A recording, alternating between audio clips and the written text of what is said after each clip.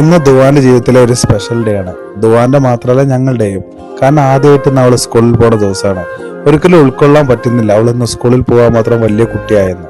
സാധാരണ 12 മണിക്ക് വിളിച്ചാലും എണീക്കാത്ത കുട്ടി ഞങ്ങളെയൊക്കെ ഞെട്ടിച്ചുകൊണ്ട് തന്നെ 6 മണിക്ക് ഒറ്റ വിളിയിൽ തന്നെ ഒരു മടിയും കൂടാതെ എണീറ്റ് ഭക്ഷണം കഴിച്ച് കുളിച്ച് സ്കൂളിൽ പോകാൻ റെഡിയായി. പിന്നെ ദുവാന്റെ ഇൻസ്പിറേഷൻ സാനു തന്നെയാണ് കേട്ടോ. സാനു ഇങ്ങനെ തന്നെയാണ്, ഒരു മടിയുമില്ല സ്കൂളിൽ പോകാനൊന്നും.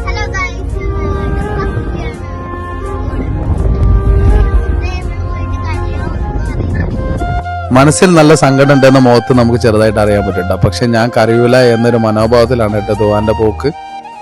ആദ്യ ദിവസം ആയതുകൊണ്ട് തന്നെ ക്ലാസ് റൂമിലോട്ട് കയറിയ വഴിക്ക് തന്നെ ഒരുപാട് കുട്ടികൾ ഭയങ്കര കരച്ചിലും ബഹളമായിരുന്നു കേട്ടോ.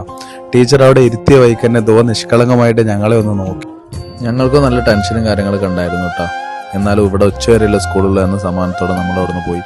ക്ലാസ് കഴിയുന്നതിന് അരമണിക്കൂർ തന്നെ അവൾ പിക്ക് ചെയ്യാൻ വേണ്ടി വന്നു. അവൾ ക്ലാസ് കഴിഞ്ഞ് വന്നു. നല്ല ഹാപ്പി ആയിട്ട് തന്നെ വന്നേ. വലിയ പ്രശ്നങ്ങളും കാര്യങ്ങളൊന്നും ഉണ്ടായിരുന്നില്ല.